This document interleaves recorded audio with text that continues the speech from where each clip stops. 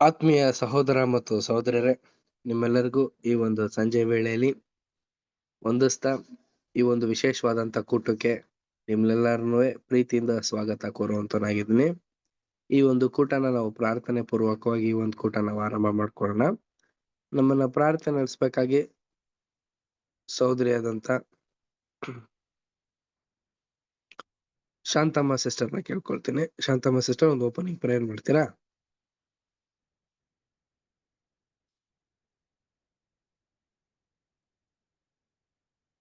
ಮಾಡ್ತೀನಿ ಬ್ರದರ್.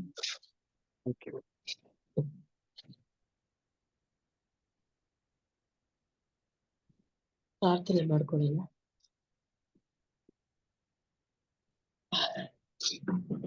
ಸರ್ವಶಕ್ತನು ಸ್ತುತಿ ಸ್ತೋತ್ರಗಳ ಮಧ್ಯದಲ್ಲಿ ವಾಸ ಮಾಡುವಂತ ನಮ್ಮ ಪರಲೋಕ ತಂದೆ ದೇವರೇ, ಹಾಗೆ ಮತ್ತೆ ಬೆಳಕಿನಲ್ಲಿರುವ ಆತನೇ, ಮರೆತುಕೊಂಡ ದೇವರೇ ನಿಮಗೆ ಸ್ತೋತ್ರ. ಕರ್ತನೆ, ಪರಲೋಕ ಭೂಲೋಕ ಸಮಸ್ತವನ್ನು ಉಂಟು ಮಾಡಿಯಪ್ಪ, ನೀನು ಒಬ್ಬನೇ ಮಗನನ್ನು ಲೋಕದ ಮೇಲೆ ಎಷ್ಟೋ ಪ್ರೀತಿಯನ್ನು ಇಟ್ಟು ಕೊಟ್ಟಂತ ದೇವರೇ ಸ್ತೋತ್ರ. ಈಗೋ ನಮ್ಮನ್ನ ಕರ್ತನೆ ಒಟ್ಟಾಗಿ ಕರ್ತನೆ ನಮ್ಮನ್ನ ಕೂಡಿಸಿ ಈ ರಾತ್ರಿ ವೇಳೆಯಲ್ಲಿ ಅಪ್ಪ ನಿಮ್ಮ ಸತ್ಯವಾಕ್ಯವನ್ನು ಕೇಳೋದಕ್ಕೆ ನಮ್ಮನ್ನ ಇದುವರೆಗೂ ನಡ್ಸ್ಕೊ ಬಂದಂತ ತಂದೆ ಸ್ತೋತ್ರ. ಕರ್ತನೆ, ಅಲ್ಲಿನ ಕರ್ತನೆ ವಾಕ್ಯ ನೀನು ಮಗನನ್ನು ಕರ್ತನೆ ಅಪ್ಪ ಅವರನ್ನ ಬಲಪಡಿಸಿ ಅವರ ಕುಟುಂಬವನ್ನು ಇದುವರೆಗೂ ನಡೆಸಾಗೆ ನನ್ನ ಮುಂದೆನೂ ನಡೆಸುವಂತ ದೇವರಾಗಿದ್ದೀರಾ. ಕೂಡಿ ಬಂದಿರುವಂತ ನಮ್ಮ ಸಹೋದರ ಸಹೋದರಿ ಎಲ್ಲಾರು ಕರ್ತನೆ ನಿಮ್ಮ ಪರಿಶುದ್ಧ ಗಾಯಗಳ ಹಸ್ತಕ್ಕೆ ನಮ್ಮನ್ನು ಒಪ್ಪಿಸಿಕೊಡ್ತಾ ಇದೀವಪ್ಪ. ನಮ್ಮ ಒಬ್ಬೊಬ್ಬರನ್ನು ಕರ್ತನೆ ಬಲಪಡಿಸಿ ಪರಿಶುದ್ಧಾತ್ಮನ ಶಕ್ತಿಯನ್ನು ಕೊಟ್ಟು ನಮ್ಮನ್ನು ನಡೆಸಬೇಕೆಂದು ಪ್ರಾರ್ಥಿಸುತ್ತಾ, ಈಗ ಚಿಕ್ಕ ಪ್ರಾರ್ಥನೆ ನಮ್ಮೆಲ್ಲರಿಗೂ ರಕ್ಷಕನು ವಿಮೋಚಕನಾಗಿ ಕೊಟ್ಟಂತ ನೀನು ಒಬ್ಬನೇ ಮಗನಾದ ಯೇಸು ಕ್ರಿಸ್ತ ನಾಮದಲ್ಲಿ ಪ್ರಾರ್ಥಿಸಿ ಮತ್ತೆ ನಾಳೆ ಪ್ರಭುರಾತ್ರಿ ಭೋಜನ ಸಾರಿಯಪ್ಪ. ಪ್ರಭುರಾತ್ರಿ ಭೋಜನಕ್ಕೆ ಬರುವಂತ ಕೂಡಿ ಎಲ್ಲ ಮಕ್ಕಳನ್ನ ಆಶೀರ್ವದಿಸಿ, ದೂರದಿಂದ ಬರೋರ್ಗು ಹತ್ರದಿಂದ ಬರೋರ್ಗು ಎಲ್ಲಾರ್ಗು ನಿನ್ನ ಕೃಪೆ ಕೊಟ್ಟು ಆ ದಿನದಲ್ಲಿ ಕರ್ತನೆ ಆ ಸಮಯದಲ್ಲಿ ಯಾವ ದುಷ್ಟನ ಕಾರ್ಯವು ನೆರವೇರಿದಾಗಪ್ಪ ನಿನ್ನ ಕೃಪೆಯಿಂದ ನಿನ್ನ ದೂತರು ಒಬ್ಬೊಬ್ಬರಿಗೂ ಸಹಾಯಕನಾಗಿದ್ದು ನಮ್ಮನ್ನ ನಡೆಸಬೇಕೆಂದು ಯೇಸು ಕ್ರಿಸ್ತನ ನಾಮದಲ್ಲಿ ಪ್ರಾರ್ಥಿಸಿ ಬೇಡಿದ್ದೀನಿ ನನ್ನ ಪರಲೋಕ ಜೀವವುಳ್ಳ ತಂದೆ, amen. Amen. Thank you sister. ಆತ್ಮೀಯ ಸಹೋದರ ಮತ್ತು ಸಹೋದರರೇ, ನಿಮ್ಮೆಲ್ಲರಿಗೂ ತಂದೆಯ ದೇವರ ನಾಮದಲ್ಲೂ ಯೇಸು ಕ್ರಿಸ್ತ ನಾಮದಲ್ಲೂ ವಂದಿಸುತ್ತಾ, ಈ ಒಂದು ಸಂಜೆ ವೇಳೆಯಲ್ಲಿ ದೇವರ ಒಂದು ನಾಮವನ್ನ ನಾವು ಘನಪಡಿಸುವ ರೀತಿಯಲ್ಲಿ ಅವರ ಒಂದು ವಾಕ್ಯನ ಕೇಳಿ ಆ ಒಂದು ವಾಕ್ಯದ ಪ್ರಕಾರ ನಾವು ಒಂದು ದಿನನಿತ್ಯವೂ ನಡೆಯಲಿಕ್ಕೆ ಸಹಾಯ ಮಾಡುವಂತವರಾಗಿರೋಣ.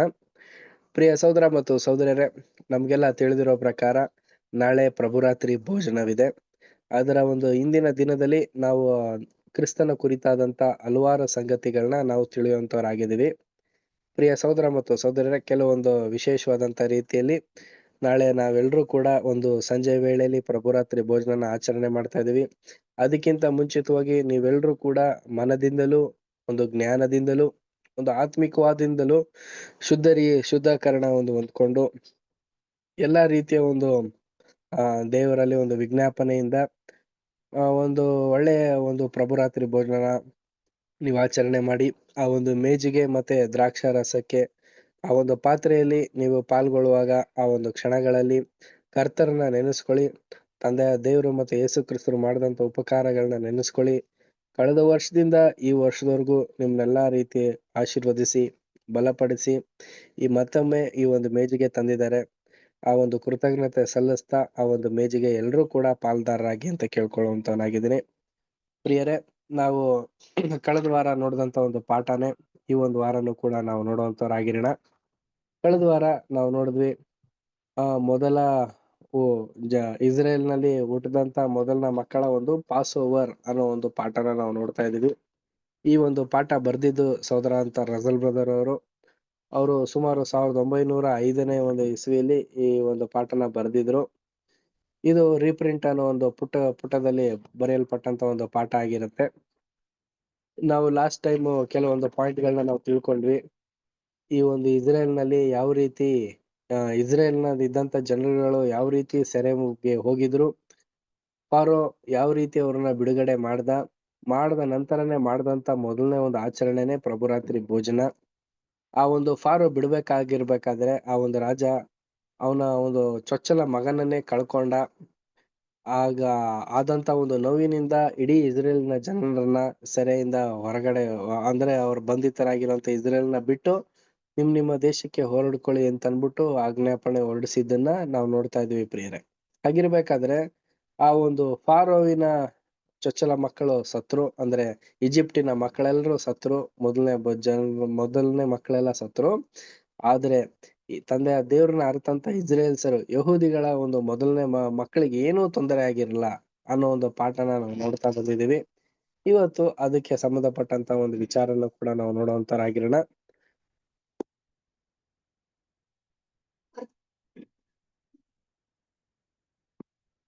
ಅರ್ಥ ಮತ್ತು ವ್ಯಾಖ್ಯಾನ.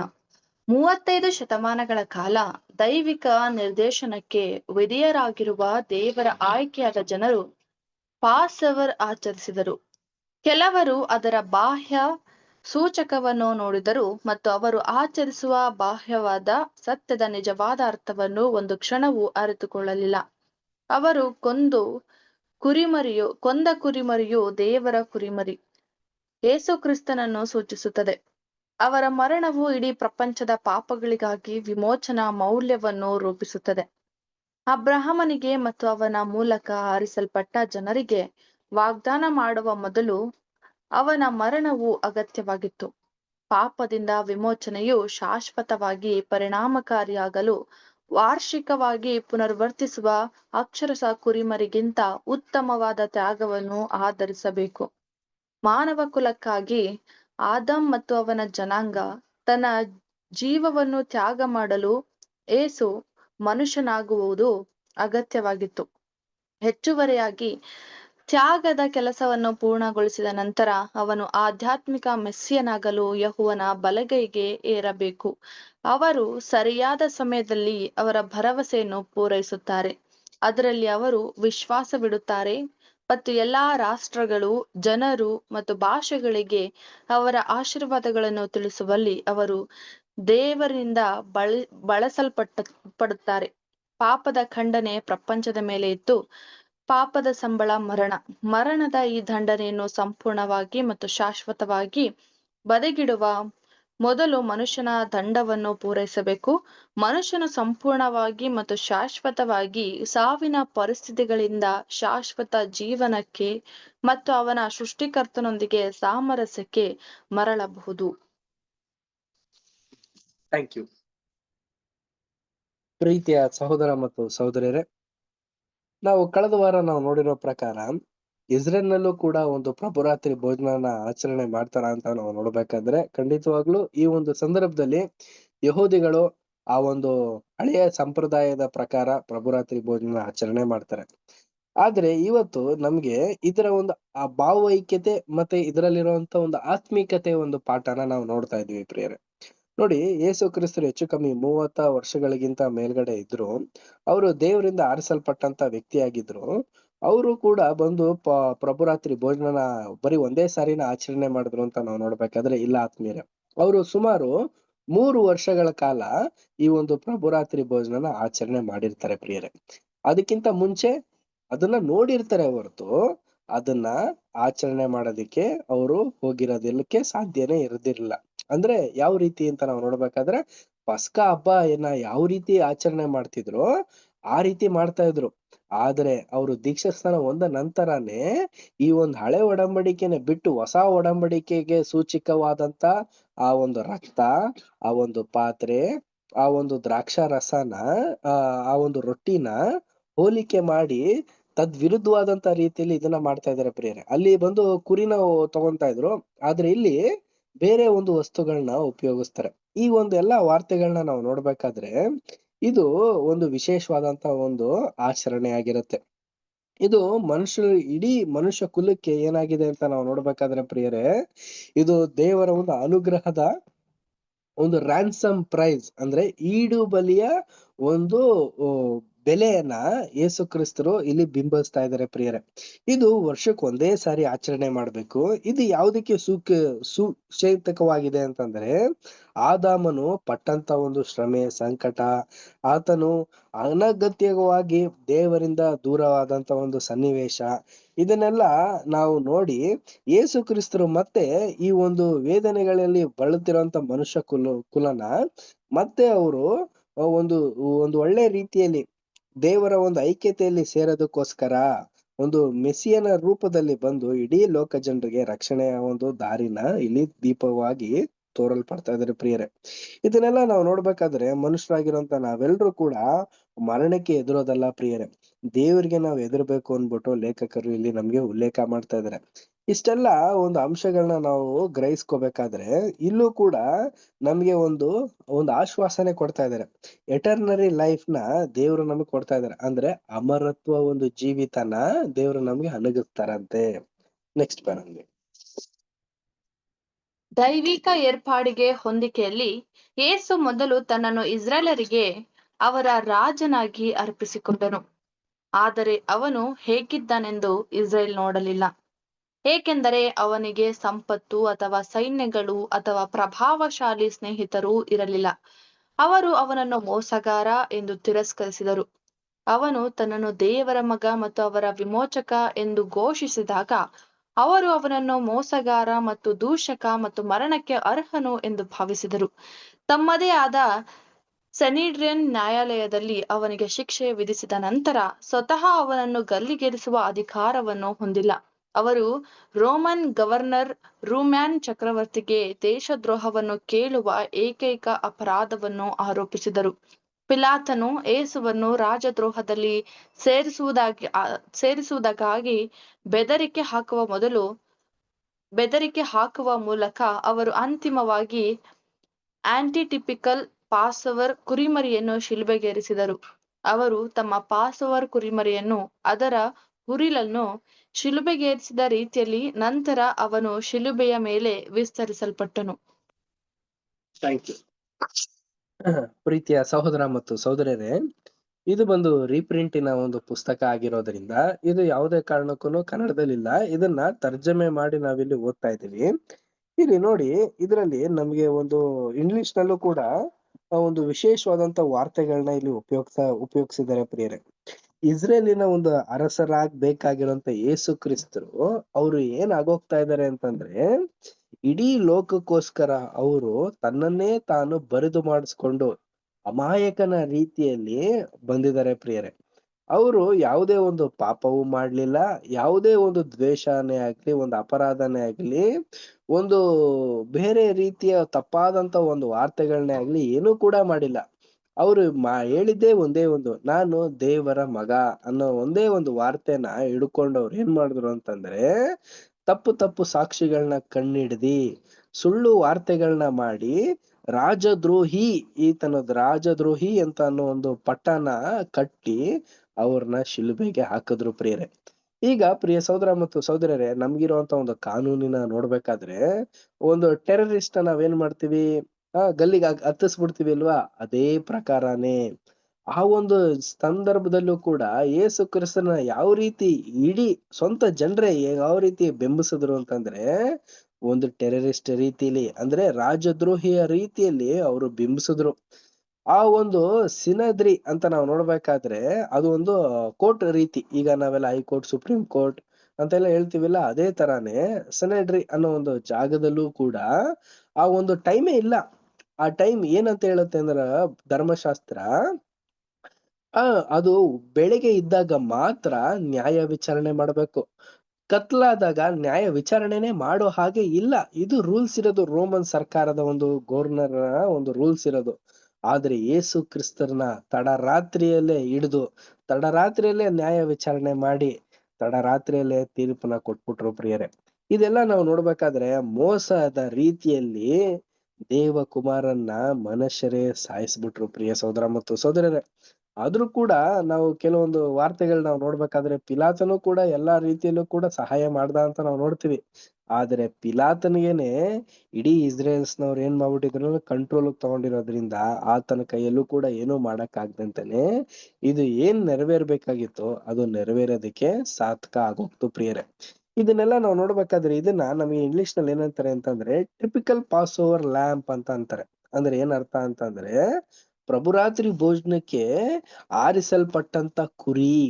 ನೋಡಿ, ಯೇಸು ಕ್ರಿಸ್ತರು ಏನಾಗೋದು ಅಂದ್ರೆ ಮನುಷ್ಯರಾಗಿರೋದಲ್ದಂತಾನೆ ಕುರಿಯ ರೀತಿಯಲ್ಲಿ ಆಗೋದ್ರು ಪ್ರಿಯರೇ. ಅಂದ್ರೆ ಹಸುಕೂಸಿನ ರೀತಿಯಲ್ಲಿ ಇಡೀ ಮನುಷ್ಯ ಕುಲ ಅವ್ರನ್ನ ಒಡೆದು ಬಡ್ದು ಸಾಯಿಸಿದ್ರು ಕೂಡ ಅವರು ಎಂದಿಗೂ ಕೂಡ ಅವರ ಹಿತನೇ ಬಯಸಿದ್ರೆ ಹೊರ್ತು ಹಿತನ ಬಯಸ್ಲಿಲ್ಲ. ಇದೆಲ್ಲ ನಡೆದ ನಂತರ ಏನ್ ಮಾಡ್ತಾರೆ ಅಂದ್ರೆ ಇಡೀ ಯಹೂದಿಗಳೆಲ್ಲಾನು ಕೂಡ ಆ ಒಂದು ಪ್ರಭುರಾತ್ರಿ ಭೋಜನ ಆ ಒಂದು ಕುರಿಮರಿನ ಸುಟ್ಟು ತಿನ್ನುವಂತ ಒಂದು ಆಚರಣೆಗೆ ಹೊರಳ್ತಾರಂತೆ. ನೋಡಿ ಪ್ರಿಯರೇ, ನೆಕ್ಸ್ಟ್ ಕಾಂಟೆಕ್ಸ್ಟ್ ನಲ್ಲೂ ಕೂಡ ಕೆಲವೊಂದು ವಾರ್ತೆ ನೋಡೋಣ. ನೆಕ್ಸ್ಟ್, ಮೊದಲ ತಿಂಗಳ 10ನೇ ತಾರೀಕಿನಂದು ಹೆಚ್ಚುವರಿಯಾಗಿ ಸರಿಯಾದ ಸಮಯದಲ್ಲಿ, ಅಂದರೆ ಮೊದಲ ತಿಂಗಳ 10ನೇ ದಿನ, ಜೋಸೆನ್ ಜನರು ಪಾಸವರ್ಗಾಗಿ ತಮ್ಮ ಕುರಿಮರಿಗಳನ್ನು ತೆಗೆದುಕೊಳ್ಳುತ್ತಿದ್ದಾಗ ಯೇಸು ತನ್ನನ್ನು ದೇವರ ಕುರಿಮರಿ ಎಂದು ತೋರಿಸಿದನು ಮತ್ತು ತಿರಸ್ಕರಿಸಲ್ಪಟ್ಟವನು ಎಂಬ ಅಂಶವನ್ನು ನಾವು ಗಮನಿಸೋಣ. ಅವನ ಪೂರ್ವ ಸಂದೇಶವು ನಿಖರವಾದ ದಿನದಂದು ಮತ್ತು ನಿಖರವಾಗಿ ಪ್ರವಾದಿ ಜಕರ್ಯ ಸೂಚಿಸಿದ ರೀತಿಯಲ್ಲಿ, ಇಗೋ ನಿನ್ನ ರಾಜನು ನಿನ್ನ ಬಳಿಗೆ ಬರುತ್ತಾನೆ, ಅವನು ನ್ಯಾಯಯುತ ಮತ್ತು ಮೋಕ್ಷವನ್ನು ಹೊಂದಿದ್ದಾನೆ, ದೀನ ಮತ್ತು ಕತ್ತೆಯ ಮೇಲೆ ಸವಾರಿ ಮಾಡುತ್ತಿದ್ದಾನೆ, ಭೂಮಿಯ ಕೊನೆಯವರೆಗೂ ಸಹ. ಜಕರ್ಯ 9ನೇ ಅಧ್ಯಾಯ 9ರಿಂದ 10ನೇ ವಚನ. ನಾವು ಈಗಾಗಲೇ ನೋಡಿರುವಂತೆ ಇದು ಪತ್ರಕ್ಕೆ ನೆರವೇರಿತು. ಇಸ್ರೇಲ್ ಡಬಲ್ ಅನುಭವಗಳು ಪ್ರಾರಂಭವಾದ ದಿನದಂದು ಪ್ರವಾದಿ ಮುಂತಿಳಿಸಿದಂತೆ ಅದು ನೆರವೇರಿತು. ಆಯ್ಕೆಯಾದ ಜನರು ಸ್ವಯಂ ತೃಪ್ತಿಯಿಂದ ಕುರುಡರಾಗಿದ್ದರು ಮತ್ತು ಕೆಳಮಟ್ಟದ ರಾಜನನ್ನು ತಿರಸ್ಕರಿಸಿದರು ಮತ್ತು ಅವರನ್ನು ತಮ್ಮ ಕುರಿಮರಿ ಎಂದು ಸ್ವೀಕರಿಸಲು ಮತ್ತು ಅವರ ಹೃದಯ ಮತ್ತು ಮನೆಗಳಲ್ಲಿ ಅವನನ್ನು ಸ್ವೀಕರಿಸಲು ನಿರಾಕರಿಸಿದರು. ಅದೇನೇ ಇದ್ದರೂ ಅವರು ಈ ಅದ್ಭುತ ಪ್ರಕಾರವನ್ನು ಪೂರೈಸಲು ಮುಂದಾದರು. ಆಂಟಿಟಿಪಿಕಲ್ ಪಾಸೋವರ್ ಲ್ಯಾಂಬ್ ಆಗಿ ಅವರು 14ನೇ ದಿನದಲ್ಲಿ ನಿಖರವಾಗಿ ಪ್ರಕಾರಕ್ಕೆ ಅನುಗುಣವಾಗಿ ನಿಧನರಾದರು. Thank you. ಪ್ರೀತಿಯ ಸಹೋದರ ಮತ್ತು ಸಹೋದರರೇ, ಲೇಖಕರು ಈಗ ಏನ್ ಮಾಡ್ತಾ ಇದ್ದಾರೆ ಅಂತ ನಾವು ನೋಡ್ಬೇಕಾದ್ರೆ ಈ ಒಂದು ಪಾಸ್ ಓವರ್ನ ಒಂದು ಆಚರಣೆಯ ಒಂದು ಛಾಯೆ ಮತ್ತೆ ನಿಜ ಸ್ವರೂಪದ ಒಂದು ಪಾಠನ ನಮ್ಗೆ ಇಲ್ಲಿ ವ್ಯಕ್ತಪಡಿಸ್ತಾ ಇದ್ದಾರೆ. ನೋಡಿ, ಮೊದಲನೇ ತಿಂಗಳು ಅಂತ ನಾವು ನೋಡ್ಬೇಕಾದ್ರೆ ಚೈತ್ರ ಮಾಸ. ಈ ಒಂದು ಏಪ್ರಿಲ್ ತಿಂಗಳೇ ಮೊದಲನೇ ತಿಂಗಳು. ಇದರಲ್ಲಿ 14ನೇ ದಿನದ 10ನೇ ದಿನದಲ್ಲಿ ಏನ್ ಮಾಡ್ಬೇಕು ಅಂದ್ರೆ ಕುರಿನ ತಗೊಂಡ್ ಬರಬೇಕು. ಈ ಒಂದು ಫಸ್ಟ್ ಅಂದ್ರೆ ಏನು ದೋಷವಿಲ್ದೇ ಇರೋದು, ಏನು ಕೂಡ ತೊಂದರೆ ಇಲ್ದೇ ಇರುವಂತ ಒಂದು ಕುರಿನ, ಗೊರಸು ಇಲ್ದೇ ಇರುವಂತ ಒಂದು ಕುರಿನ ತೆಗೆದುಕೊಂಡು ಬರ್ಬೇಕು. ಇದನ್ನ ತಗೊಂಡು ಬಂದ್ಬಿಟ್ಟು ಯಾವುದೇ ಕಾರಣಕ್ಕೂ ಇದು ರಿಜೆಕ್ಟ್ ಆಗ್ಬಾರ್ದು. ಅದೇ ಪ್ರಕಾರನೇ ಯೇಸು ಕ್ರಿಸ್ತರು ಕೂಡ ಏನ್ ಮಾಡ್ತಾರೆ ಅಂದ್ರೆ ಜೆರುಸಲೇಮಿಗೆ ಆ ಒಂದು ಕುರಿ ಬರುವಂತ ಸಂದರ್ಭದಲ್ಲಿ ಯಾವ ರೀತಿ ಬರ್ತಾರೋ ಅದೇ ರೀತಿ ಅವರು ಬಂದಿದ್ದಾರೆ ಪ್ರಿಯರೇ. ಅವರು ಕೂಡ ಇಡೀ ಜನರ ಒಂದು ಸ್ವಾಗತ ಹರ್ಷಧ್ವನಿಯಿಂದ ಅವರು ಜೆರುಸಲೇಮಿನ ಒಳಗಡೆ ಬಂದ್ರು, ಕಾಲಿಟ್ರು. ಅಲ್ಲಿ ಒಂದು ಹಳೆ ಒಡಂಬಡಿಕೆಯಲ್ಲಿ ಬರೆಯಲ್ಪಟ್ಟಂತ ಒಂದು ಪ್ರವಾದನೆ ಮಾತು, ತುಂಬಾ ವಿಶೇಷವಾದಂತ ಒಂದು ಪ್ರವಾದನೆ ಮಾತು, ಜಕೇರಿಯ ಎಂಬ ಒಂದು ಮಹಾಪ್ರವಾದಿ ಹೇಳಿರೋ ರೀತಿಯಲ್ಲೇ ನೆರವೇರುತ್ತೆ ಪ್ರಿಯರೇ. ಏನಂದ್ರೆ ರಾಜ ಬರ್ತಾನೆ, ಬರೋದು ಯಾವ ರೀತಿ ಬರ್ತಾನೆ ಅಂತ ನಾವು ನೋಡ್ಬೇಕಾದ್ರೆ ಕತ್ತೆಯ ಮೇಲೆ ಕುಳಿತು ಬರ್ತಾನೆ. ಆತನು ಇಡೀ ಲೋಕವನ್ನೆಲ್ಲವನ್ನು ಕೂಡ ಏನ್ ಮಾಡ್ತಾನೆ ಅಂತಂದ್ರೆ ಮುಗಿಯೋವರೆಗೂ ಕೂಡ ರಾಜಾಧಿಕಾರದ ಹೊಂದಿರೋ ರೀತಿಯಲ್ಲಿ ಇರ್ತಾರೆ ಅನ್ನೋ ಒಂದು ವಾರ್ತೆನ ಇದನ್ನ ಜಕರ್ಯ 9ನೇ ಅಧ್ಯಾಯ 9ರಿಂದ 10ನೇ ವಚನದಲ್ಲಿ ಇದನ್ನ ಉಲ್ಲೇಖ ಮಾಡಿದರೆ ಪ್ರಿಯರೇ. ಈ ಒಂದು ವಾರ್ತೆನ ನೆರವೇರೋದಕ್ಕೆ ಯೇಸು ಕ್ರಿಸ್ತ ಏನ್ ಮಾಡ್ತಾರೆ ಅಂದ್ರೆ ಕತ್ತೆ ಮೇಲ್ಗಡೆ ಆ ಒಂದು ರೀತಿಯಲ್ಲಿ ಜೆರುಸಲೇಮ್ ಒಳಗಡೆ ಬರ್ತಾರೆ ಪ್ರಿಯರೇ. ನೋಡಿ, ಈಗ ನಾವೆಲ್ಲ ಥಿಂಕ್ ಮಾಡ್ತೀವಿ ಕತ್ತೆ ಮೇಲೆಲ್ಲ ಬಂದ್ರೆ ಎಲ್ರು ಕೂಡ ಆಡ್ಕೋತೀವಿ. ಆದ್ರೆ ಆಗಿನ ಕಾಲದಲ್ಲಿ ಕತ್ತೆ ಮೇಲೆ ಬಂದ್ರೆ ಒಂದ್ ಒಳ್ಳೆ ಪ್ರೆಸ್ಟೀಜ್ ಇದ್ದ ಹಾಗೆ ಪ್ರಿಯರೇ. ಏನಕ್ಕಂದ್ರೆ ಕುದುರೆ ತಗೊಳ್ಳೋಂತ ಒಂದು ಅಫೋರ್ಡ್ನೆಸ್ ಅವ್ರ ಹತ್ರ ಇರ್ಲಿಲ್ಲ. ಆದ್ರೆ ಕತ್ತೆ ಅಂತ ಹೇಳ್ಬೇಕಾದ್ರೆ ಅದು ಒಂದು ಬೇರೆ ಒಂದು ಸಾಂಕೇತಿಕವಾದಂತ ರೀತಿಯ ಒಂದು ಅರ್ಥವಾಗಿತ್ತು ಪ್ರಿಯರೇ. ಇದಾದ ನಂತರ ನಾವು ನೋಡುವಂತ ಒಂದು ವಿಶೇಷವಾದಂತ ಒಂದು ಸೂಚಿಸುವಾದಂತ ಒಂದು ಕರ್ತವ್ಯ ಏನಂತ ನಾವು ನೋಡ್ಬೇಕಾದ್ರೆ, ಈ ಒಂದು ಟಿಪಿಕಲ್ ಪಾಸ್ ಓವರ್ ಆಗಿರುವಂತ ಯೇಸು ಕ್ರಿಸ್ತರು, ಅಂದ್ರೆ ಟಿಪಿಕಲ್ ಪಾಸ್ ಓವರ್ ಆದಂತ ಕುರಿಮರಿ ಆಗಿರುವಂತ ಯೇಸು ಕ್ರಿಸ್ತರು, ಆತರು ಗೊತ್ತಿತ್ತು ಅವ್ರಿಗೆ ನನ್ನ ಈ ಒಂದು 14ನೇ ದಿನದ ಒಂದು ರಾತ್ರಿಯಲ್ಲಿ ನನ್ನನ್ನ ಸಂಹರಿಸ್ತಾರೆ ಅಂತ ಅನ್ಬಿಟ್ಟು. ಇದನ್ನೆಲ್ಲ ತಿಳಿದಿದ್ರು ಕೂಡ ಏನ್ ಮಾಡ್ತಾರೆ ಅಂತಂದ್ರೆ ಅವರು ಒಂದೊಳ್ಳೆ ಉತ್ತೇಜನೆಯಿಂದ ಇಡೀ ಲೋಕಕ್ಕೆ ರಕ್ಷಣೆ ಕೊಡೋದಕ್ಕೋಸ್ಕರನೇ ಈ ಒಂದು ಸನ್ನಿವೇಶಕ್ಕೆ ಅವರು ಒಳ ಬರ್ತಾರಂತೆ. ಶೀಘ್ರದಲ್ಲೇ ಆಯ್ದ ಜನರಲ್ಲಿ ಕೆಲವರು ಅವನ ಮೂಲಕ ದೊಡ್ಡ ಆಶೀರ್ವಾದವನ್ನು ಪಡೆದರು. ಯೇಸುವಿನ ಅಪೊಸ್ತಲರು ಮತ್ತು ಇತರ ಜನರ ಹೃದಯಗಳು ವಿನಮ್ರ, ವಿಧೇಯ ಮತ್ತು ನಿಷ್ಠಾವಂತ ಸ್ಥಿತಿಯಲ್ಲಿದ್ದವು. ಇವು ಕುರಿಮರಿ ಮತ್ತು ದೇವರ ಹುಳಿಲ್ಲದ ರೊಟ್ಟಿಯನ್ನು ತಿನ್ನುತ್ತಿದ್ದವು. ಅವನ ಮೂಲಕ ಅನುಗ್ರಹ, ನಂಬಿಕೆಯ ಮನೆಯ ಬಾಗಿಲಿನ ಕಂಬಗಳು ಮತ್ತು ಹೃದಯದ ಅಲಿಗೆಗಳ ಮೇಲೆ ಚಿಮುಕಿಸಲ್ಪಟ್ಟ ಯೇಸುವಿನ ರಕ್ತವನ್ನು ಇವು ಗುರುತಿಸಿದವು. ಇವುಗಳು ಸ್ವಲ್ಪ ಸಮಯದ ನಂತರ ಆಚರಿಸಲು ಶಕ್ತಗೊಂಡವು ಮತ್ತು ಅವರು ಇನ್ನೂ ಸ್ಮರಿಸುತ್ತಾರೆ. ದೇವರ ಕುರಿಮರಿಯ ಮರಣವು ಅವರ ಎಲ್ಲಾ ಭರವಸೆಗಳು ಮತ್ತು ಸಂತೋಷಗಳು ಮತ್ತು ಆಶೀರ್ವಾದಗಳಿಗೆ ಅಡಿಪಾಯವಾಗಿದೆ. ಆದ್ದರಿಂದ ಅವರು ಬಡವರಾಗಿರಲಿ ಅಥವಾ ಶ್ರೀಮಂತರಾಗಿರಲಿ, ಐಹಿಕ ವಸ್ತುಗಳಿಗೆ ಸಂಬಂಧಿಸಿದಂತೆ ಅವರ ಗೌರವಗಳು ಅನೇಕ ಅಥವಾ ಕಡಿಮೆ ಆಗಿರಲಿ, ದೇವರ ಪರವಾಗಿ ಪುನರ್ಜೀವನಗೊಳ್ಳುವ ನಿರಂತರ ಋತುವನ್ನು ಹೊಂದಿರುತ್ತವೆ. ಪೆಂಟೆಕೋಸ್ಟ್ ದಿನದಂದು ಯೇಸು ಪುನರುತ್ಥಾನದ ಮೂಲಕ ಮೊದಲ ಹಣ್ಣುಗಳ ಶೆಫಾದ ನಂತರ 50ನೇ ದಿನದಂದು ತಂದೆಯಿಂದ ಇವುಗಳನ್ನು ಗುರುತಿಸಲಾಯಿತು. ಆತನು ಅವರನ್ನು ಉನ್ನತ ಮಟ್ಟಕ್ಕೆ ಕರೆದೊಯ್ದನು, ಪವಿತ್ರಾತ್ಮದ ಮೂಲಕ ಅವರಿಗೆ ಜನ್ಮ ನೀಡಿದನು ಮತ್ತು ಯೇಸುವಿನ ಹೆಜ್ಜೆಗಳನ್ನು ಅನುಸರಿಸುವಲ್ಲಿ ನಂಬಿಕೆ ಉಳ್ಳವರಾಗಿದ್ದಾರೆ. ಅವರು ದೇವರ ಕುರಿಮರಿಯೊಂದಿಗೆ ಅವರ ದೊಡ್ಡ ವಿಜಯ ಮತ್ತು ಆಧ್ಯಾತ್ಮಿಕ ಸಾಮ್ರಾಜ್ಯದಲ್ಲಿ ಪಾಲುಗಾರರಾಗಬಹುದು. ಅದರ ಮೂಲಕ ಐಹಿಕ ಆಶೀರ್ವಾದಗಳು ಶೀಘ್ರದಲ್ಲೇ ಅವರ ಆಯ್ಕೆಯಾದ ಇಸ್ರೇಲ್ ಬರಲು ಪ್ರಾರಂಭಿಸುತ್ತದೆ. Thank you. ಇದು ಒಂದು ಪ್ರವಾದನೆಯ ಒಂದು ಸನ್ನಿವೇಶನ ಇಲ್ಲಿ ಲೇಖಕರು ನಮ್ಗೆ ಉಲ್ಲೇಖ ಮಾಡ್ತಾ ಇದ್ದಾರೆ ಪ್ರಿಯರೇ. ಮೊದಲನೇದಾಗಿ ನಾವು ಇಲ್ಲಿ ಈ ಅಪೋಸ್ತಲರಾಗಿರುವಂತ ಅಪೋಸ್ತಲರ್ಸ್ಗಳು ಮತ್ತೆ ಯೇಸು ಕ್ರಿಸ್ತರ ಸಂಗಡ ಇದ್ದಂತ ಒಂದು ಶಿಷ್ಯಂದಿರುಗಳೆಲ್ಲಾನು ಕೂಡ ಏನ್ ಮಾಡ್ತಾ ಇದ್ದಾರೆ ಅಂತಂದ್ರೆ ಅವರ ಒಂದು ನಂಬಿಕೆಗೆ ಸಂಬಂಧಪಟ್ಟಂತ ಒಂದು ವಿಚಾರಗಳನ್ನ ಇಲ್ಲಿ ಹಂಚ್ಕೋತಾರೆ. ಈ ಒಂದು ನಂಬಿಕೆಯ ಬಗ್ಗೆ ಯೇಸು ಕ್ರಿಸ್ತರು ವಾರ್ತೆನ ಹೇಳ್ಬೇಕಾದ್ರೆ ಅವ್ರು ಹೇಳೋದ್ ಏನಂತ ನಾವು ನೋಡ್ಬೇಕಾದ್ರೆ ಹೌಸ್ ಹೋಲ್ಡ್ ಆಫ್ ಫೇತ್ ಅಂತಂದ್ರೆ ಮನ ನಂಬಿಗಸ್ತವಾದ ಆಳು ಅಂತ ಆಗುವಂತ ಒಂದು ಸನ್ನಿವೇಶ. ಅಂದ್ರೆ ಪ್ರಿಯ ಸಹೋದರ ಮತ್ತು ಸಹೋದರರೇ, ನಾವು ದೇವರ ಮೇಲೆ ಎಷ್ಟು ಭಯಭಕ್ತಿ ಉಳ್ಳವರಾಗಿದ್ದೀವೋ ಅಷ್ಟೇ ನಾವು ನಂಬಿಕೆನ ಇಡೋದು ತುಂಬಾ ಒಳ್ಳೇದು ಅನ್ಬಿಟ್ಟು ನಮ್ಗಿಲ್ಲಿ ಹೇಳ್ತಾ ಇದಾರೆ. ಅಂದ್ರೆ ಯೇಸು ಕ್ರಿಸ್ತರ ಒಂದು ರಕ್ತ ಇದೆಯಲ್ಲ, ಆ ಒಂದು ರಕ್ತದಿಂದ ಏನಾಗ್ತಿತ್ತು ಅಂತಂದ್ರೆ ಜೀವ ಸಿಕ್ತಿತ್ತಂತೆ. ಹೇಗೆ ನೋಡಿ, ಹಳೆ ಒಂದು ಗ್ರಂಥದಲ್ಲೂ ಕೂಡ ಆ ಒಂದು ಕುರಿಯ ರಕ್ತನ ಯಾವ ರೀತಿ ಮನೆಯ ಬಾಗಿಲಿಗೆ ಹಾಕ್ದಾಗ ಆ ಸಂಹಾರಕ ದೂತನು ಹಾದು ಹೋಗ್ಬೇಕಾದ್ರೆ ಮನೇಲಿ ಇದ್ದಂತ ಒಂದು ಕೂಸುಗಳು ಯಾವ ರೀತಿ ಉಳ್ಕೊಂಡ್ರು, ಅದೇ ಪ್ರಕಾರನೇ ನಮ್ಮೆಲ್ಲರ ಒಂದು ಜೀವಿತದಲ್ಲೂ ಕೂಡ ನಮಗೆ ರಕ್ಷಣೆ ಮಾಡ್ತಿರೋದು, ಕಾದಿ ನಡೆಸ್ತಾ ಇರೋದು, ಎಲ್ಲಾ ಒಂದು ಸನ್ನಿವೇಶದಲ್ಲೂ ಕೂಡ ನಮ್ ಸಂಗಡ ಇರೋದೇ ಯಾರು ಅಂತಂದ್ರೆ ಯೇಸು ಕ್ರಿಸ್ತರು ಪ್ರಿಯರೇ. ಆದ್ರಿಂದ ಆ ಒಂದು ರಕ್ತ ನಮ್ಮನ್ನ ಪ್ರೊಟೆಕ್ಷನ್ ಮಾಡ್ತಾ ಇದೆ. ಆ ಒಂದು ರಕ್ತದ ಮೇಲೆ ನಾವು ನಂಬಿಕೆನ ಇಡಬೇಕು. ಆ ಒಂದು ರಕ್ತದ ಮುಖಾಂತರನೇ ನಾವು ಇಲ್ಲಿವರೆಗೂ ಕೂಡ ಸತ್ಯದಲ್ಲಿ ನೆಲೆ ಊರಿದೀವಿ ಪ್ರಿಯರೇ. ಇದಕ್ಕೆ ನಾವೆಲ್ಲಾ ರೀತಿಯಲ್ಲೂ ಕೂಡ ಕೃತಜ್ಞತೆ ಸಲ್ಲಿಸ್ಬೇಕು. ಇಲ್ಲಿ ನಮ್ಗೆ ಏನ್ ಹೇಳ್ತಾ ಇದಾರೆ ಅಂತಂದ್ರೆ, ಇಲ್ಲಿ ಯಾವುದೇ ಒಂದು ಬಡವನೇ ಆಗ್ಲಿ, ಒಂದು ಶ್ರೀಮಂತಿಕನೇ ಆಗ್ಲಿ, ಇಲ್ಲಿ ಒಂದು ಭೇದ ಭಾವನ ಇಲ್ಲಿ ನಮ್ಗೆ ವ್ಯಕ್ತಪಡಿಸ್ತಾ ಇಲ್ಲ ಪ್ರಿಯರೇ. ನಾವೆಲ್ಲರೂ ಕೂಡ ಒಂದೇ. ಯಾಕೆ ಅಂದ್ರೆ ನಮ್ಮ ಕರ್ತರು ನಮ್ನೆಲ್ಲಾರನು ಕೂಡ ಒಂದೇ ದೃಷ್ಟಿಕೋನದಲ್ಲಿ ನೋಡಿ ಒಂದೇ ಪ್ರೀತಿನ ತೋರಿಸ್ತಾ ಇದಾರೆ ಪ್ರಿಯರೇ. ಹಾಗಿರೋದ್ರಿಂದನೇ ಶಿಷ್ಯಂದಿರು ಕೂಡ ಅಷ್ಟೊಂದು ಫ್ರೆಂಡ್ಲಿ ಆಗಿಯೂ ಒಂದೊಳ್ಳೆ ರೀತಿಯಲ್ಲಿ ಇರೋದಕ್ ಸಾಧ್ಯ ಆಯ್ತು. ಅವರು ಕೂಡ ಎಲ್ಲಾ ಒಂದು ಹಬ್ಬಗಳನ್ನೆಲ್ಲ ಕೂಡ ಆಚರಣೆ ಮಾಡಿದ್ರು. ಪ್ರಥಮ ಫಲಗಳನ್ನ ಅನ್ನೋ ಒಂದು ಹಬ್ಬ, ಅಂದ್ರೆ ಫಸ್ಟ್ ಫ್ರೂಟ್ಸ್ ಅಂತ ಅನ್ಬಿಟ್ಟು ಕರೀತಾರೆ.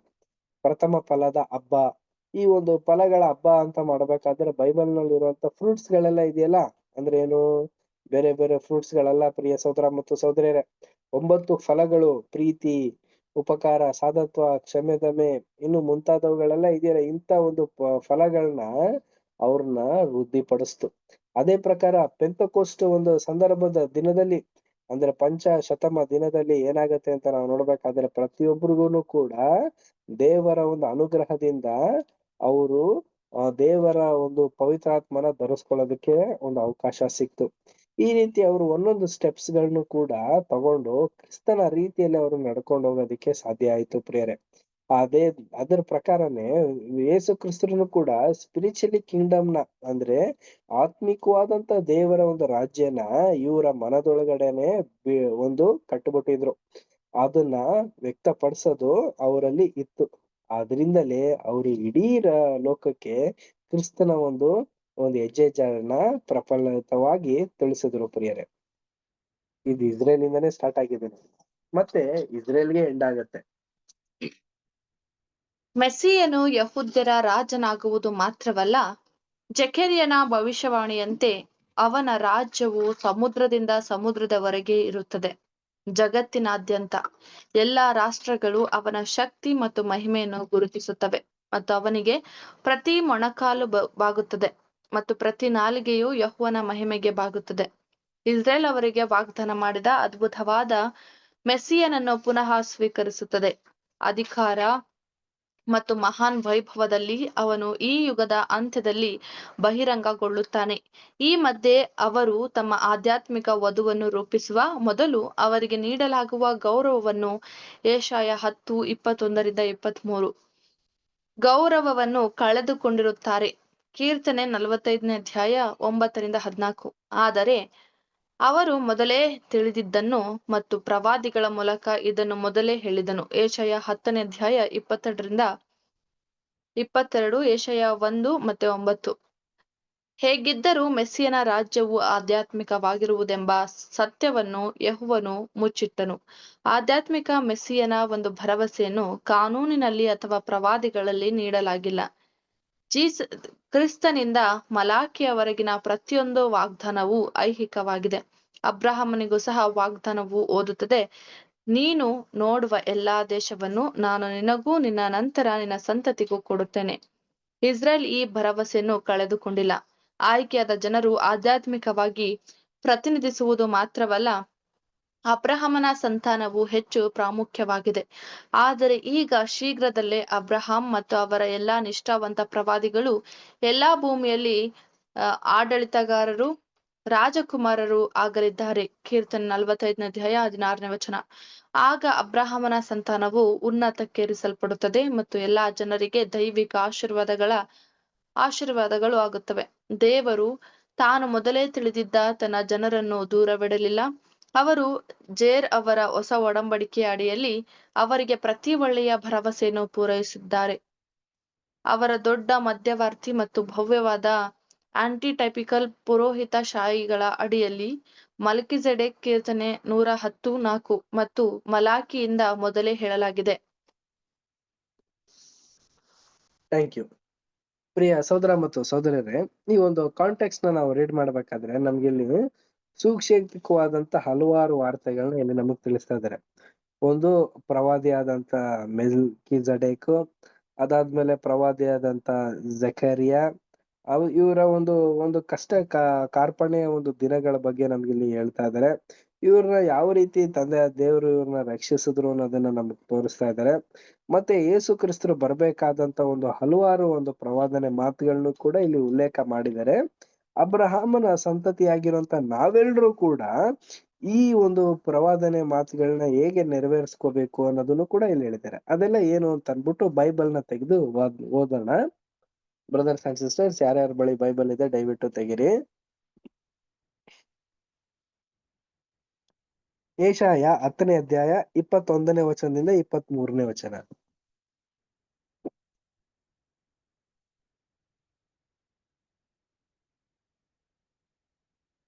ಯೆಶಾಯ 10ನೇ ಅಧ್ಯಾಯ 21ನೇ ವಚನದಿಂದ 23ನೇ ವಚನ.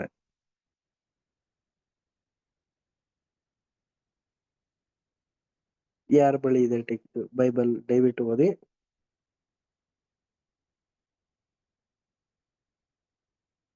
ಆಡಿಯೋ ಎಲ್ಲರಿಗೂ ಕೇಳಿಸ್ತಾ ಇದೆಯಾ?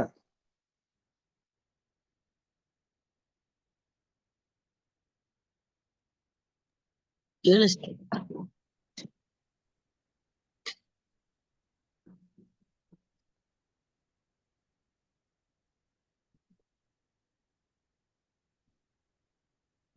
ಓದಿ ಬ್ರದರ್ಸ್ ಅಂಡ್ ಸಿಸ್ಟರ್ಸ್. ಯೆಶಾಯ 10ನೇ ಅಧ್ಯಾಯ 21ರಿಂದ 23.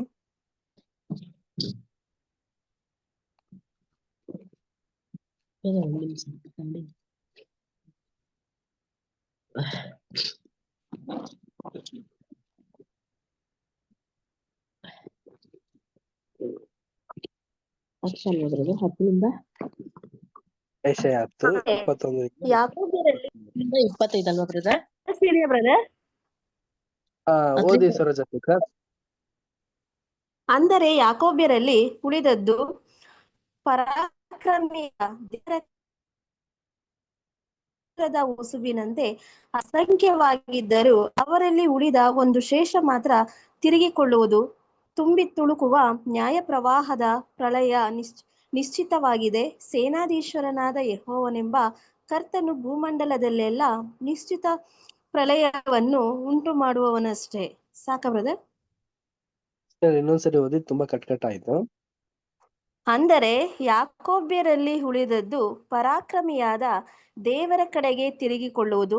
ಇಸ್ರಾಯೇಲೇ, ನಿನ್ನ ಜನರು ಸಮುದ್ರದ ಹುಸುವಿನಂತೆ ಅಸಂಖ್ಯವಾಗಿದ್ದರೂ ಅವರಲ್ಲಿ ಉಳಿದ ಒಂದು ಶೇಷ ಮಾತ್ರ ತಿರುಗಿಕೊಳ್ಳುವುದು.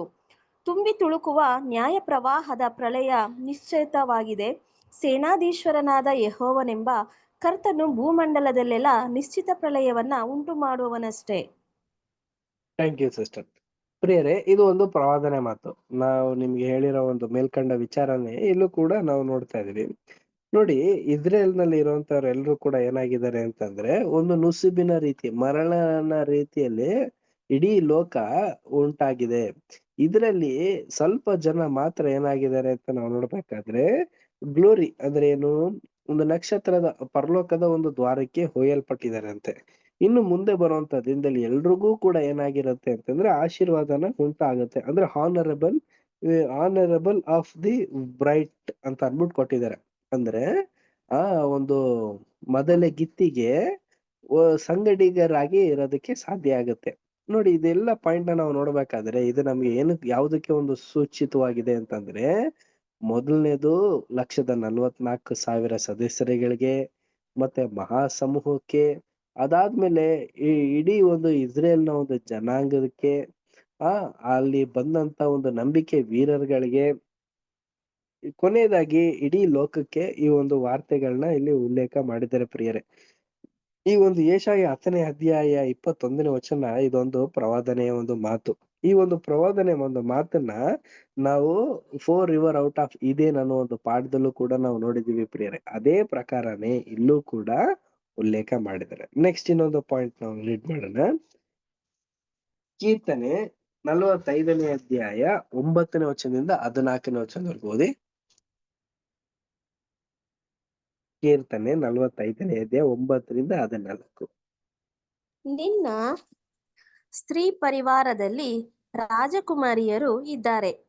ಪಟ್ಟದ ರಾಣಿಯು ಓಫಿರ್ ದೇಶದ ಬಂಗಾರದ ಆಭರಣಗಳಿಂದ ಭೂಷಿತಳಾಗಿ ನಿನ್ನ ಬಲಭಾಗದಲ್ಲಿ ನಿಂತಿರುವಳು. ಎಲೋ ಕುಮಾರಿಯೇ, ನನ್ನ ಮಾತನ್ನು ಕೇಳಿ ಆಲೋಚಿಸು. ಸ್ವಜನರನ್ನು ತವರು ಮನೆಯನ್ನು ಮರೆತು ಬಿಡು. ಆಗ ರಾಜನು ನಿನ್ನ ಲಾವಣ್ಯವನ್ನು ನೋಡಲು ಅಪೇಕ್ಷಿಸುವನು. ಆತನೇ ನಿನಗೆ ಒಡೆಯನು, ಆತನಿಗೆ ನಮಸ್ಕರಿಸು. ತೂರ್ ಸಂಸ್ಥಾನದವರು ಕಾಣಿಕೆಗಳಿಂದ ನಿನ್ನನ್ನು ಸನ್ಮಾನಿಸುವರು. ಸಾಕು 23 ಸಾಕ, ಅಲ್ಲಿವರೆಗೂ ನೋಡೋಣ. ಪ್ರಿಯ ಸಹೋದರ ಮತ್ತು ಸಹೋದರರೇ, ನೋಡಿ, ಈ ಒಂದು ರಾಣಿ, ಈ ಒಂದು ಆಭರಣ, ಈ ಒಂದು ರಾಜನ ಬಲಭಾಗದಲ್ಲಿ ಕೂತಿರೋದು ಅಂತ ಇವೆಲ್ಲ ವಾಕ್ಯಗಳನ್ನ ನಾವು ನೋಡ್ಬೇಕಾದ್ರೆ ಇದೊಂದು ಛಾಯೆ ಮತ್ತೆ ನಿಜ ಸ್ವರೂಪವಾಗಿ ನಾವು ಗ್ರಹಿಸ್ಕೋಬಹುದು. ನೋಡಿ, ಯೇಸು ಕ್ರಿಸ್ತನಿಗೆ ಒಂದು ಮೊದಲಿಂಗನ ಒಂದು ಸ್ಥಾನನ ನಾವು ಆಲ್ರೆಡಿ ನಾವು ಸತ್ಯವೇದದಲ್ಲಿ ಉಲ್ಲೇಖ ಮಾಡಿದ್ದಾರೆ. ಮೊದಲಿಗಿತ್ತಿಯಾಗಿರುವಂತ ಸಭೆ ಏನಾಗಿದೆ ಅಂತಂದ್ರೆ, ಅವರ ಒಂದು ಗುಣಗಳೇನಾಗಿದೆ ಅಂತಂದ್ರೆ, ಚಿನ್ನದ ರೀತಿಯಲ್ಲಿ ಪುಟಕ್ಕೆ ಹಾಕಿ ಶೋಧಿಸಲ್ಪಟ್ಟು ಅಪ್ಪಟ ಚಿನ್ನದ ಯಾವ ರೀತಿ ಬರುತ್ತೋ ಆ ರೀತಿ ಎಲ್ಲಾ ವಿಧವಾದಂತ ಶೋಧನೆಗಳನ್ನ ಜಯಿಸಿ ಅದ್ರಲ್ಲಿ ಬಂದಂತ ಹಲವಾರು ಪಾಠಗಳನ್ನ ಕಲಿತು ದೇವರಿಗೆ ಮೆಚ್ಚುಗೆಯಾಗಿ ಕಾಣಲ್ಪಟ್ಟಂತ ಆ ಒಂದು ಚಿನ್ನದ ಗುಣ ಹೊಂದಿರುವಂತ ಚಿಕ್ಕ ಹಿಂಡು ಸಭೆಗೆ ಇದು ಹೋಲಿಕೆ ಆಗಿದೆ ಪ್ರಿಯರೇ. ಹೀಗಿರೋದ್ರಿಂದ ಅವರು ಏನ್ ಮಾಡ್ತಾ ಇದಾರೆ ಅಂತಂದ್ರೆ, ಬಲಭಾಗದಲ್ಲಿ ರಾಜನ ಸಂಗಡ ಅಂದ್ರೆ ಕೂತ್ಕೊಳ್ಳುವಂತ ಒಂದು ಅವಕಾಶ, ಅಂದ್ರೆ ಮೊದಲಿಂಗನ ಪಕ್ಕದಲ್ಲಿ ಕೂತ್ಕೊಳ್ಳೋರು ಯಾರು, ಬೇರೆ ಯಾರಾದ್ರೂ ಕೂರಕ್ ಸಾಧ್ಯನಾ? ಇಲ್ಲ ಪ್ರಿಯರ, ಮೊದಲಿಗಿತ್ತಿಗೇನೆ ಕೂರಕ್ ಸಾಧ್ಯ. ಮೊದಲಿಂಗನ ಪಕ್ಕದಲ್ಲಿ ಮೊದಲಿಗಿತ್ತಿನೇ ಕೂರ್ಬೇಕು. ಆಗಿರೋದ್ರಿಂದ ಆ ಒಂದು ಚಿಕ್ಕ ಹಿಂಡಿಗೆ ಈ ಒಂದು ಪ್ರವಾದನೆ ಮಾತು ಸೂಚಿತವಾಗಿ ಹೇಳ್ತಾ ಇದ್ದಾರೆ. ಇಲ್ಲಿ ಯಾಕೆ ಲೇಖಕರು ಆ ಒಂದು ಇಲ್ಲಿಗೆ ಯಾಕೆ ಬೇರೆ ಒಂದು ಟಾಪಿಕ್ ತಗೊಂಡೋಗ್ತಾ ಇದಾರೆ ಅಂತ ನಾವು ನೋಡ್ಬೇಕಾದ್ರೆ, ಇಲ್ಲ ಪ್ರಿಯ ಸಹೋದರ ಮತ್ತು ಸಹೋದರರೇ, ಇಲ್ಲಿ ಅವರು ಉಲ್ಲೇಖ ಮಾಡ್ತಾ ಇದ್ದಾರೆ ಎಂತೆಂತ ಪ್ರವಾದನೆ ಮಾತುಗಳನ್ನ ದೇವರು ನಮಗೆ ಯಾವ ರೀತಿಯಲ್ಲಿ ತಿಳಿಯಪಡಿಸ್ತಿದ್ದಾರೆ. ಈ ಒಂದು ವಾರ್ತೆಗಳಿಂದ ನಾವು ಎಚ್ಚೆತ್ಕೊಂಡು ಸತ್ಯದಲ್ಲಿ ಇನ್ನೂ ದೃಢವಾಗಿರ್ಲಿ ಅನ್ನೋದಕ್ಕೋಸ್ಕರನೇ ಇಂಥ ಒಂದು ವಾರ್ತೆಗಳನ್ನ ಹೇಳ್ತಾ ಇರೋದು. ನೋಡಿ, ಇನ್ನೊಂದು ಪ್ರವಾದನೆ ಮಾತನ್ನು ಕೂಡ ನಾವು ನೋಡುವಂತರಾಗಿರೋಣ. ಯಾರ ಬಗ್ಗೆ? ಮೆಲ್ಕಿಜೆಡೆಕ್ ಬಗ್ಗೆ. ಕೀರ್ತನೆ 110ನೇ ಅಧ್ಯಾಯ 4ನೇ ವಚನ ಓದಿ. ಕೀರ್ತನೆ 110ನೇ ಅಧ್ಯಾಯ 4ನೇ ವಚನ. ನೀನು ಸದಾಕಾಲವು ಮೆಲ್ಕಿಜೆದೇಕನ ತರಹದ ಯಾಜಕನು ಎಂದು ಯೆಹೋವನು ಆಣೆಯಿಟ್ಟು ನುಡಿದಿದ್ದಾನೆ, ಪಶ್ಚಾತ್ತಾಪ ಪಡುವುದಿಲ್ಲ. Thank you sister. ನಿನ್ನ ನೋಡಿ, ಬಲಗಡೆಯಲ್ಲಿ ಸಾಕು ಸಿಸ್ಟರ್, ಸಾಕು 4ನೇ ವಚನದವರೆಗೆ. ಪ್ರಿಯ ಸಹೋದರ ಮತ್ತು ಸಹೋದರರೇ, ಆ ಒಂದು ಮೆಲ್ಕಿಜೆಡೆಕ್ ಅನ್ನೋ ಒಬ್ಬ ಒಂದು ವ್ಯಕ್ತಿ, ಆತನ ಒಂದು ವಾರ್ತೆ ನಾವು ನೋಡ್ಬೇಕಾದ್ರೆ ಬೈಬಲ್ ಅಲ್ಲಿ ಹಲವಾರು ಕಡೆ ಬಂದಿಲ್ಲ ಪ್ರಿಯರೇ. ಏನೋ 1-2 ಕಡೆ ಬಂದಿರೋದಕ್ಕೆ ಸಾಧ್ಯ. ಒಂದು ಕೀರ್ತನೆ ಒಂದು ಜಾಗದಲ್ಲಿ, ಇನ್ನೊಂದು ಅಬ್ರಹಾಮನ ಒಂದು ಅಬ್ರಹಾಮನ ಹತ್ರ ಒಂದು ತಗೊಂಡಿರುವಂತ ಒಂದು ಸಂಗತಿಯಲ್ಲಿ ಮಾತ್ರ ಬರುವಂತ ಒಂದು ಉಲ್ಲೇಖ ಪ್ರಿಯರೇ. ಈ ಒಂದು ಮೆಲ್ಕಿಜೆಡೆಕ್ ಅನ್ನೋ ಒಬ್ಬ ವ್ಯಕ್ತಿ ಏನಾಗಿದ್ದಾನೆ ಅಂತಂದ್ರೆ, ತುಂಬಾ ವಿಶೇಷವಾದಂತ ರೀತಿಯಲ್ಲಿ ಇಲ್ಲಿ ನಮ್ಗೆ ಉಲ್ಲೇಖ ಮಾಡ್ತಾ ಇದ್ದಾರೆ ಪ್ರಿಯರೇ. ಇದು ಯಾವುದಕ್ಕೆ ಸೂಚೇತಿಕವಾಗಿದೆ ಅಂತಂದ್ರೆ, 1,44,000 ಸದಸ್ಯರುಗಳಿಗೆ ಸೂಚೇತಿಕವಾಗಿದೆ ಪ್ರಿಯರೇ. ಇವರು ಏನ್ ಮಾಡ್ತಾರೆ ಅಂತಂದ್ರೆ, ಆ ಒಂದು ರಾಜನ ಸಂಗಡ ಇದ್ಕೊಂಡು ಯಾಜಕರಾಗಿ ಇದ್ಕೊಂಡು ನಡೆಸ್ತಾರಂತೆ. ನೋಡಿ, ಮೆಲ್ಕಿಜೆಡೆಕನ ಒಂದು ಕರ್ತವ್ಯನೇ ಏನಾಗಿತ್ತು ಅಂದ್ರೆ ಯಾಜಕತ್ವ. ಅಷ್ಟು ಸುಲಭವಾಗಿ ಯಾರಿಗೂ ಕೂಡ ಯಾಜಕತ್ವ ಸಿಗ್ತಾ ಇರಲ್ಲ ಪ್ರಿಯರೇ. ನಾವು ನೋಡ್ಬೇಕಾದ್ರೆ ದೇವದರ್ಶನ ಗೂಡಾರದಲ್ಲೂ ಕೂಡ ನಾವು ಪಾಠಗಳನ್ನ ಕೇಳಿದೀವಿ. ಅಲ್ಲೂ ಕೂಡ ಯಾಜಕತ್ವ ಅಂತ ನಾವು ನೋಡ್ಬೇಕಾದ್ರೆ ಸುಲಭವಾಗಿ ಸಿಗ್ತಿರ್ಲ. ಅಂತ ಒಂದು ಯೋಗ್ಯರಾಗಿರುವಂತ ಒಂದು ಜನರಿಗೆ ಮಾತ್ರನೇ ದೇವರು ಮೀಸಲಾಗಿ ಕೊಟ್ಟಿದ್ರು. ಆ ಒಂದು ಯೋಗ್ಯರಾಗಿರುವಂತ ಜನರಾಗಿ ನಾವೆಲ್ಲ ಮಾರ್ಪಾಟಾಗ್ಬೇಕು ಅಂತಂದ್ರೆ, ನಾವು ದೇವರ ಮೇಲೆ ಅಪಾರವಾದಂತ ಒಂದು ನಂಬಿಕೆನ ಇಡ್ಬೇಕು ಪ್ರಿಯರೇ. ಅದು ಯಾವ ರೀತಿ? ಹೌಸ್ ಹೋಲ್ಡ್ ಆಫ್ ಫೇತ್ ಅಂದ್ರೆ ನಮ್ಮನೆ ನಂಬಿಗಸ್ತವಾದಂತ ಒಂದು ನಂಬಿಕೆ ನಮ್ಮಲ್ಲಿ ವೃದ್ಧಿಪಡಿಸ್ಕೋಬೇಕು. ಸೊ ಇದನ್ನೆಲ್ಲ ನಾವು ನೋಡುವಂತವ್ರಾಗಿರೋಣ. ನೆಕ್ಸ್ಟ್ ಈಗ ಮೋಸೆಸ್ ಬಗ್ಗೆನೂ ಕೂಡ ಕೆಲವೊಂದು ವಿಚಾರಗಳನ್ನ ತಿಳ್ಕೊಳ್ಳೋಣ. ಮೋಸೆ ಹಾಗೆ ಅವನ ಕಾರ್ಯಗಳು. ಯೆಹೋವನ ಯೋಜನೆಯ ಪ್ರಕಾರ ಮೋಶೆ ದೇವರು ಮತ್ತು ಇಸ್ರೇಲ್ ನಡುವೆ ಮಧ್ಯವರ್ತಿಯಾಗಿ ನಿಲ್ಲುತ್ತಾನೆ. ಮೋಶೆಯ ಪ್ರತಿರೂಪವಾಗಿ ಆಂಟಿಟಿಪಿಕಲ್ ಪ್ರೀಸ್ಟ್ ಕಿಂಗ್ ಮೆಸ್ಸಿಯ ದೀರ್ಘಕಾಲ ಭರವಸೆ ಮತ್ತು ಮಾಂಸದಲ್ಲಿ ಇರುವುದಿಲ್ಲ, ಆದರೆ ಅವನ ವೈಭವ ಮತ್ತು ಶಕ್ತಿಯನ್ನು ಕಡಿಮೆ ಮಾಡುವ ಬದಲಾಗಿ ಆಧ್ಯಾತ್ಮಿಕ ಮೆಸ್ಸಿಯನಾಗುತ್ತಾನೆ ಎಂಬ ಅಂಶವು ಅವರನ್ನು ವರ್ಧಿಸುತ್ತದೆ. ಐಹಿಕ ಮಹಿಮೆಯು ಇಸ್ರೇಲರು ತಮ್ಮ ಪ್ರೀತಿಯ ಕನಸುಗಳನ್ನು ಮೀರಿ ಐಹಿಕ ಆಶೀರ್ವಾದಗಳನ್ನು ಹೊಂದುತ್ತಾರೆ. ಯಾರನ್ನು ಯೆಹೋವನು ಇಸ್ರೇಲಿನ ರಾಜನಾದ ದಾವಿದನ ಮಗನು ಎಂದು ಉನ್ನತಕ್ಕೇರಿಸಿದ್ದಾನೆ. ಹೀಗೆ ಇಸ್ರೇಲಿನ ಮಧ್ಯವರ್ತಿ ಮೂಲಕ ಹೊಸ ಒಡಂಬಡಿಕೆಯ ಅಡಿಯಲ್ಲಿ ಎಲ್ಲಾ ಅನ್ಯ ಜನರಿಗೆ ದೇವರಿಗೆ ಸಮೀಪಿಸುವ ಮಾರ್ಗವನ್ನು ತೆರೆಯಲಾಗುತ್ತದೆ. ಹೀಗೆ ಬರೆಯಲಾಗಿದೆ, ಅನೇಕ ಜನರು ಹೋಗಿ ಬನ್ನಿ, ನಾವು ಕರ್ತನ ಪರ್ವತಕ್ಕೆ ಯಾಕೋಬನ ದೇವರ ಮನೆಗೆ ಹೋಗೋಣ ಎಂದು ಹೇಳುವರು, ಮತ್ತು ಆತನು ನಮಗೆ ತನ್ನ ಮಾರ್ಗಗಳನ್ನು ಕಲಿಸುವನು ಮತ್ತು ನಾವು ಆತನ ಮಾರ್ಗಗಳಲ್ಲಿ ನಡೆಯುತ್ತೇವೆ. ಚಿಯೋನಿನಿಂದ ಆಧ್ಯಾತ್ಮಿಕ ರಾಜ್ಯ ಹೊರಟು ಹೋಗುತ್ತದೆ ಮತ್ತು ಜೆರುಸಲೇಮ್ ಅನ್ನು ದೇವರ ಸರ್ಕಾರವೆಂದು ಗುರುತಿಸಿದ ರಾಷ್ಟ್ರವು ಆಗ ಮತ್ತು ಅಲ್ಲಿ ಸ್ಥಾಪಿಸಲ್ಪಟ್ಟಿದೆ. ಅದೇ ರಾಷ್ಟ್ರದ ಮೇಲೆ ಯೆಶಾಯ 2:3. ಪ್ರಿಯ ಸಹೋದರ ಮತ್ತು ಸಹೋದರರೇ, ಮೋಸೆಯ ರೀತಿಯಲ್ಲಿ ಇರುವಂತ ಒಂದು ಜನಾಂಗ ಅಂದ್ಬಿಟ್ಟು ನೋಡ್ತಾ ಇದೀವಿ. ನೋಡಿ, ಮೋಸೆನು ಕೂಡ ಏನಾಗಿದ್ದ?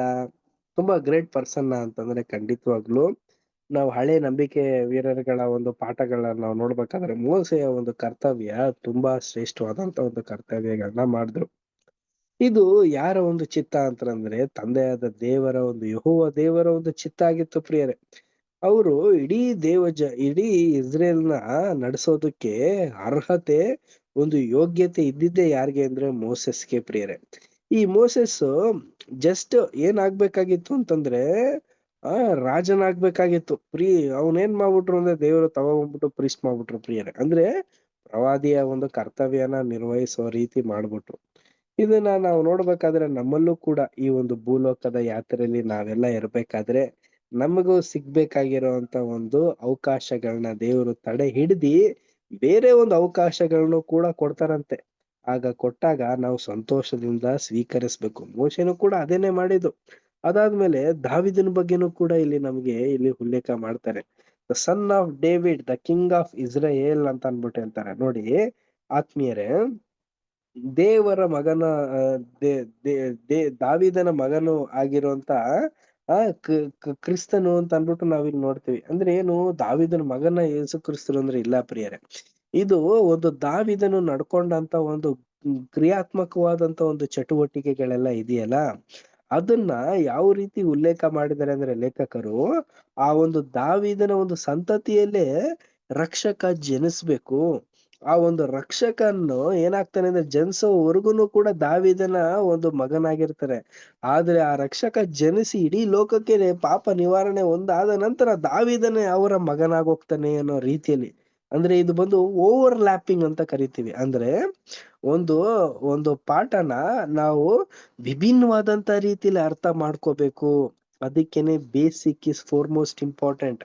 ಸೊ ಬೇಸಿಕ್ ಕ್ಲಾಸ್ನ ನಾವೆಲ್ಲ ತುಂಬಾ ಡೀಪ್ ಆಗಿ ನಾವು ಸ್ಟಡಿ ಮಾಡಿ ಅರ್ಥ ಮಾಡ್ಕೊಂಡಿದ್ರೇನೆ ಇಂತ ಒಂದು ವಿಶ್ಲೇಷಣೆ ಉಳ್ಳಂತ ಒಂದು ಪಾಠಗಳನ್ನ ನಾವು ನೋಡ್ಬೇಕಾದ್ರೆ ನಮಗೆ ಒಂದು ಕಾನ್ಸಿಗ್ರೇಷನ್ ಲೈಫ್ ಯಾವ ರೀತಿ ನಾವು ಜಯಿಸ್ಬೇಕು ಅನ್ನೋದನ್ನ ನಮ್ಗಿಲ್ಲಿ ಉಲ್ಲೇಖ ಮಾಡಿ ತಿಳಿಸ್ತಾರೆ ಪ್ರಿಯ ಸಹೋದರ ಮತ್ತು ಸಹೋದರರೇ.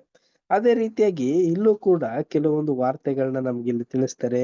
ಯಾವ ರೀತಿ ಜಿಯೋನಿನ ಒಂದು ಉಲ್ಲೇಖನ ತಿಳಿಸ್ತಾರೆ. ಮತ್ತೆ ಆ ಒಂದು ದೇವರ ಒಂದು ಆಜ್ಞೆಗಳ ಬಗ್ಗೆ ನಮ್ಗೆ ಇಲ್ಲಿ ಉಲ್ಲೇಖ ಮಾಡ್ತಾರೆ. ಅದೆರಡೂ ಕೂಡ ನಾವು ವಾಕ್ಯದ ಪ್ರಕಾರ ನೋಡ್ಬಿಡೋಣ. ನೋಡಿ, ಯೆಶಾಯ 2ನೇ ಅಧ್ಯಾಯ 3ನೇ ವಚನ ಓದಿ. ಬನ್ನಿರಿ, ಯೆಹೋವನ ಪರ್ವತಕ್ಕೆ, ಯಾಕೋಬ್ಯರ ದೇವರ ಮಂದಿರಕ್ಕೆ ಹೋಗೋಣ. ಆತನು ತನ್ನ ಮಾರ್ಗಗಳ ವಿಷಯವಾಗಿ ನಮಗೆ ಬೋಧನೆ ಮಾಡುವನು. ನಾವು ಆತನ ದಾರಿಗಳಲ್ಲಿ ನಡೆಯುವೆವು ಎಂದು ಹೇಳುವರು. ಯಾಕಂದರೆ ಸಿಯೋನಿನಿಂದ ಧರ್ಮೋಪದೇಶವು, ಯೆರೂಸಲೇಮಿನಿಂದ ಯೆಹೋವನ ವಾಕ್ಯವು ಹೊರಡುವವು. Thank you sister. ಆತ್ಮೀಯ ಸಹೋದರ ಮತ್ತು ಸಹೋದರರೇ, ಯೆಶಾಯದಲ್ಲಿ ಬರೆದಂತ ಒಂದು ಪುಟಕ್ಕೂ ನಾವೆಲ್ಲ ಒಂದು ಹೊಸ ಒಡಂಬಡಿಕೆ ಹೋಲಿಕೆ ಆಗಿರುತ್ತ ನಮ್ಮನ್ನ ಯೆಶಾಯ ಗ್ರಂಥಕ್ಕೆ ನಮ್ಗೆ ಹೋಲಿಕೆ ಮಾಡ್ತಾ ಇದಾರೆ ಪ್ರಿಯರೇ. ನಮ್ನೆಲ್ಲ ಕರೀತಾ ಇದಾರೆ, ಪ್ರೀತಿಯ ಸ್ವಾಗತನ ಇಲ್ಲಿ ಕೋರ್ತಾ ಇದಾರೆ ಪ್ರಿಯರೇ. ನಾವು ಹೊರಟು ದೇವರ ಒಂದು ವಾಕ್ಯಗಳನ್ನ ಕೇಳ್ಬೇಕಂತೆ. ಅಂದ್ರೆ ದೇವರ ಒಂದು ರಾಜ್ಯನ ಯಾವ್ದಕ್ಕೆ ಹೋಲಿಕೆ ಮಾಡಿದರೆ? ಪರ್ವತಕ್ಕೆ. ನೋಡಿ, ಇಲ್ಲಿ ಎಲ್ಲಾ ಒಂದು ಪದಗಳೆಲ್ಲ ಏನಾಗಿದೆ ಅಂದ್ರೆ ಕೀವರ್ಡ್ಸ್ ತರ.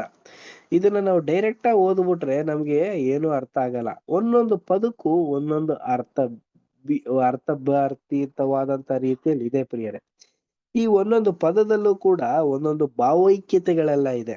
ಇದನ್ನ ನಮಗೆ ಸ್ಪಿರಿಚುವಲ್ ಕಿಂಗ್ಡಮ್ ಆಗಿರೋ ರೀತಿಯಲ್ಲಿ ಆ ಒಂದು ಆತ್ಮೀಕವಾದಂತ ಒಂದು ದೇವರ ಒಂದು ರಾಜ್ಯಕ್ಕೆ ಒಯ್ಯಲ್ಪಡುವಂತ ಮಕ್ಕಳಿಗೆ ಇದು ಅರ್ಥಭರಿತವಾದಂತದ್ದಾಗಿರುತ್ತೆ ಪ್ರಿಯರೇ.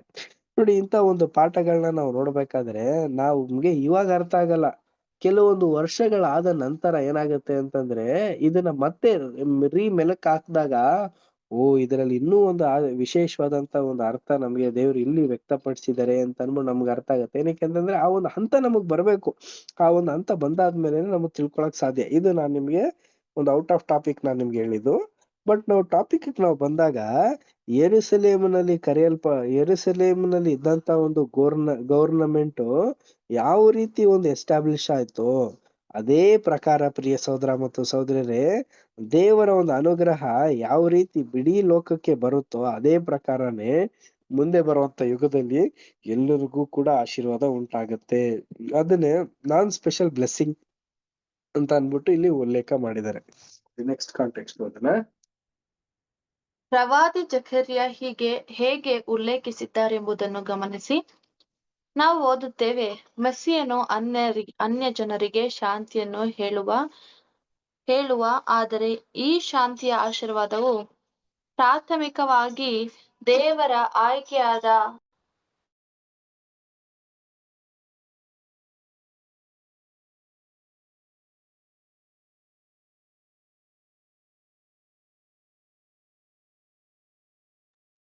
ಕೇಳಿಸ್ತಾ ಇಲ್ಲ.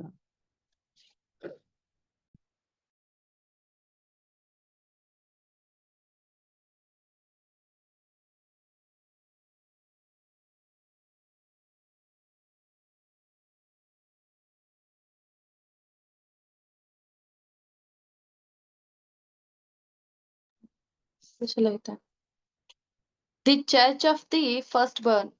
ಪಾಸವರ್ ಕುರಿಮರಿಯನ್ನು ಸೇವಿಸಿದ ಆ ರಾತ್ರಿಯಲ್ಲಿ ಎಲ್ಲ ಇಸ್ರೇಲ್ಗಳು ಅಪಾಯದಲ್ಲಿಲ್ಲ ಎಂಬುದು ನೆನಪಿನಲ್ಲಿರಲಿ.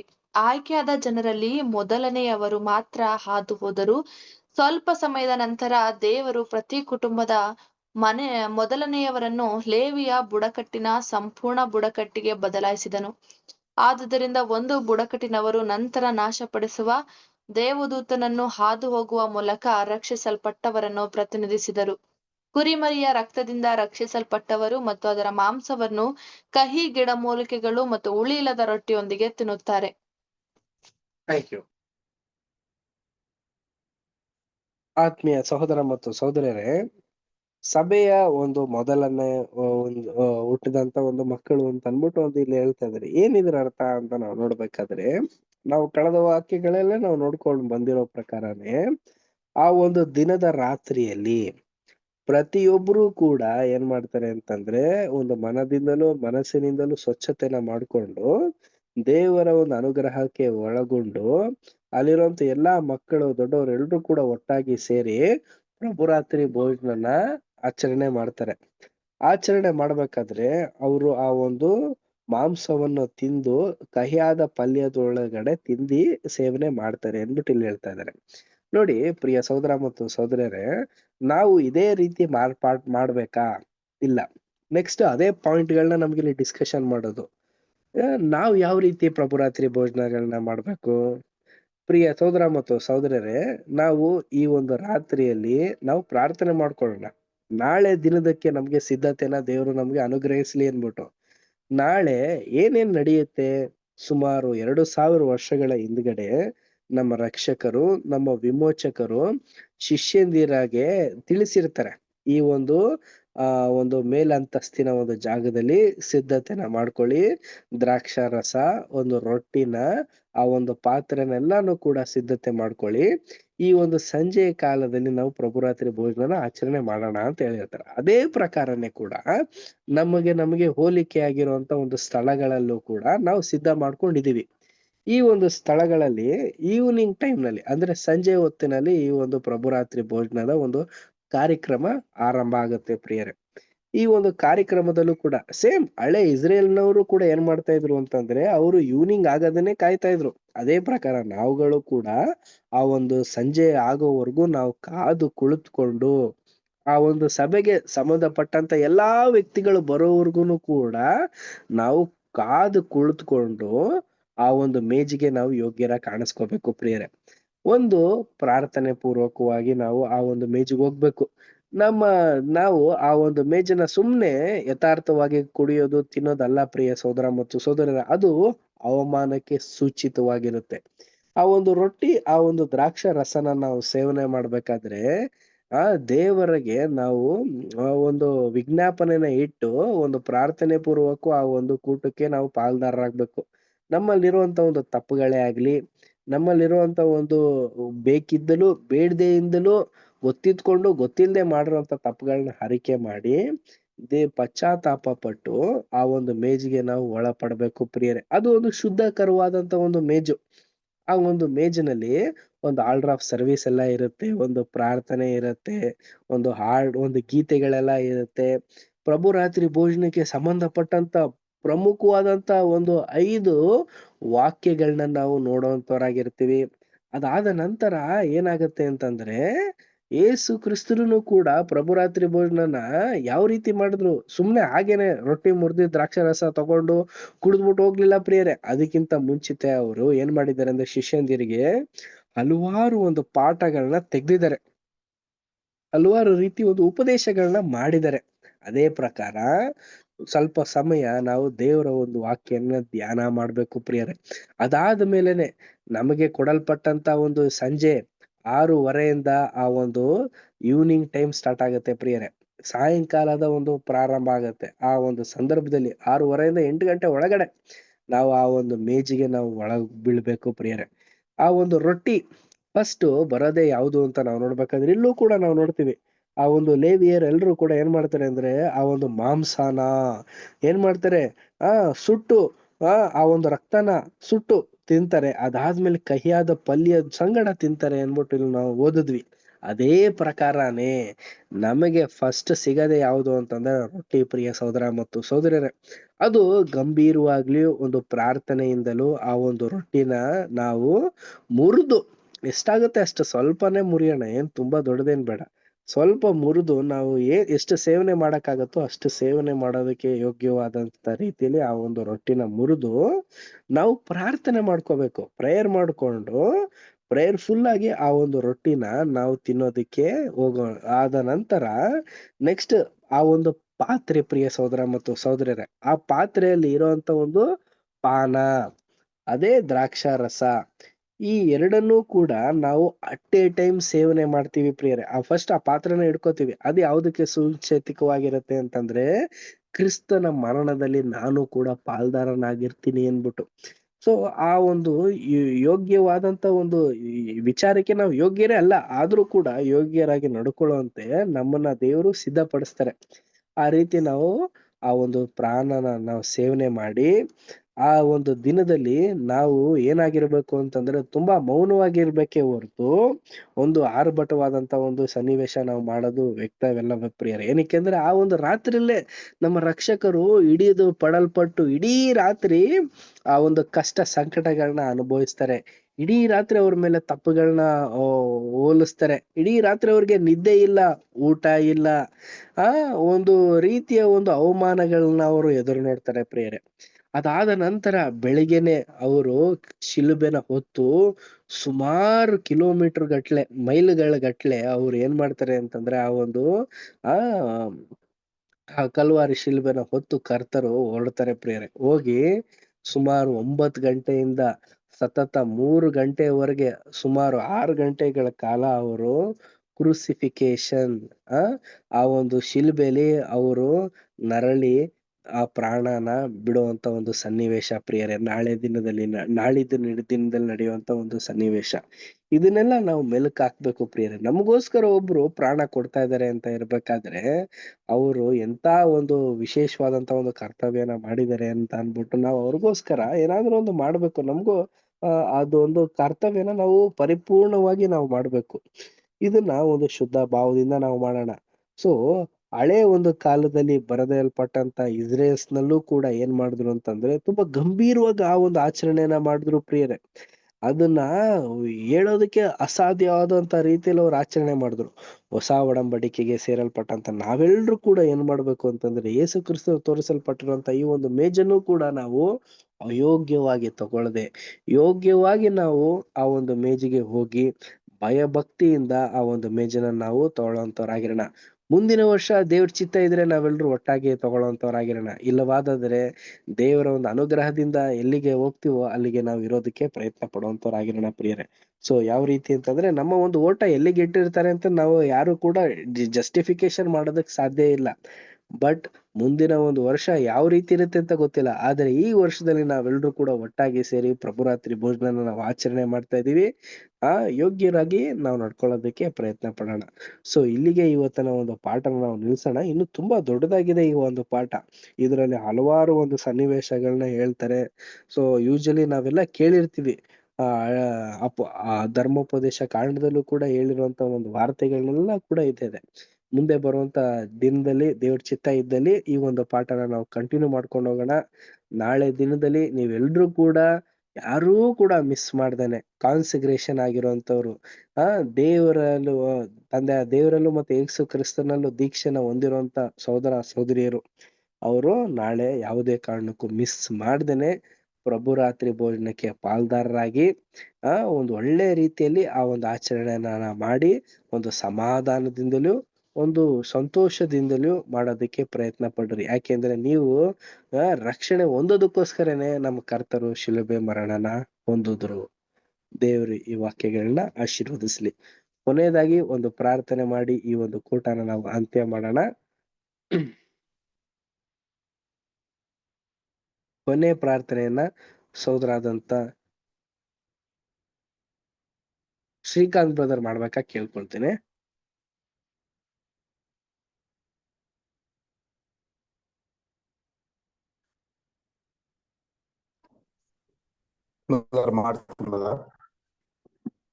Thank you.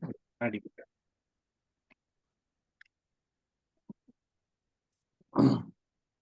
ಪ್ರಾರ್ಥನೆ ಮಾಡ್ಕೊಳ್ಳೋಣ. ಭೂ ಪರಲೋಕವನ್ನು ಉಂಟು ಮಾಡಿದ ನಮ್ಮ ಸರ್ವಶಕ್ತನಾದ ನಮ್ಮ ಪರಲೋಕ ತಂದೆ ದೇವರೇ, ಈ ಒಂದು ಸಂಜೆ ವೇಳೆಗಾಗಿ ಸ್ತೋತ್ರಪ್ಪ. ಅಲ್ಪಯೋಗ್ಯರ ಮಣ್ಣು ಧೂಳು ಕಾಸಾದ ನಮ್ಮನ್ನು ಸ್ವಾಮಿ ತಂದೆ ದೇವರ ಒಬ್ಬನೇ ಮಗನ ಕೊಟ್ಟು ನಮ್ಮನ್ನು ಆರಿಸ್ಕೊಂಡಿದೆಯಪ್ಪ, ಅದಕ್ಕಾಗಿ ಸ್ತೋತ್ರ ದೇವರೇ. ಆತ ಸ್ವಾಮಿ ಇವತ್ತು ರಕ್ತವನ್ನು ಕೊಟ್ಟು ನಮ್ಮನ್ನ ಇಲ್ಲಿವರೆಗೂ ನಮ್ಮ ಬದುಕಿಟ್ಟು ನಡೆಸಿದಕ್ಕಾಗಿ ಸ್ತೋತ್ರ ದೇವರೇ. ಹಾಗೆ ದೇವರ ತಂದೆಯಲ್ಲಿ ನಾವು ಪಾಲ್ಗಾರಾಗಲಿಕ್ಕೆ ತನ್ನ ರಕ್ತದಲ್ಲಿಯೂ ದೇಹದಲ್ಲಿಯೂ ನಾವು ಸ್ವಾಮಿ ಪ್ರತಿಯೊಂದು ಪಾಪಗಳನ್ನ ಅರಿಕೆ ಮಾಡಿ ನಿಮ್ಮ ಮುಂದೆ ಒಪ್ಪಿಸಿಕೊಟ್ಟು ನಾವು ಪ್ರತಿಯೊಂದು ಸೋದರನು ಸಿದ್ಧತರಾಗಲಿಕ್ಕೆ ಸಹಾಯ ಮಾಡ್ರಪ್ಪ. ಹಾಗೆ ದೇವ್ರೆ, ನಾವು ಬೆಳಗಿಂದ ಇಲ್ಲಿವರೆಗೂ ಎಷ್ಟೋ ಪಾಲ್ಗ ತಪ್ಪು ಮಾಡಿದ ಹಾಗೆ ದೇವ್ರೆ, ಆ ತಪ್ಪುಗಳನ್ನ ದೇವ್ರೆ ಮನ್ನಿಸ್ರಿ ಎಂಬುದಾಗಿ ನಾವು ಬೇಡಿಕೊಳ್ತೀವಪ್ಪ. ಹಾಗೆ ದೇವ್ರೆ, ಬದಲು ವಾಕ್ಯ ಕೊಟ್ಟಂತ ವಾಕ್ಯವನ್ನು ಆಶೀರ್ವದಿಸ್ರಿ. ಹಾಗೆ ಎಲ್ಲಾ ಸೋದರರು ಕೇಳಿ ತಿಳ್ಕೊಂಡು 30ರಷ್ಟು 60ರಷ್ಟು 90ರಷ್ಟು ಹಾಗೆ 100ರಷ್ಟು ಅವರು ಫಲ ಕೊಡೋ ಕೊಂಬೆಗಳಾಗಿ ಬೆಳಿಲಿಕ್ಕೆ ಕೃಪೆ ಮಾಡ್ರಿ. ಎಲ್ಲಾ ಸೋದರ ಆಶೀರ್ವದಿಸ್ರಿ. ಹಾಗೆ ಹೆಚ್ಚಾಗಿ ಬಲಪಡಿಸ್ರಿ. ಹಾಗೆ ಬಂದಂತರನು ಬರಲಿಲ್ಲಂತರನು ಆಶೀರ್ವದಿಸ್ರಿ.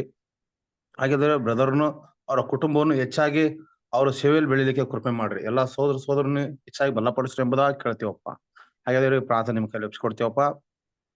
ತಾಳ್ಮೆಯಿಂದ ಇಲ್ಲಿವರೆಗೂ ಕೇಳಿ ಪವಿತ್ರಾತ್ಮ ಸಹಾಯವನ್ನು ಪಡ್ಕೊಂಡು ಹಾಗೆ ಇಲ್ಲಿವರೆಗೂ ನಡೆಸಿದಂತ ನಮ್ಮ ತಂದೆಯಾದವರಿಗೂ ಮಾವ ಕುಮಾರನ ಯೇಸು ಕ್ರಿಸ್ತನಿಗೂ ನಾವು ವಂದನೆ ಸಲ್ಲಿಸ್ತೀವಪ್ಪ.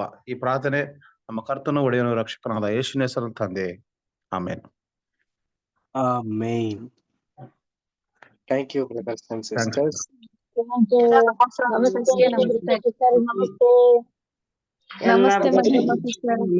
ನಮಸ್ತೆ ಎಲ್ಲರಿಗೆ ನಮಸ್ತೆ. ನಮಸ್ತೆ ದೀಪಾ ಸಿಸ್ಟರ್.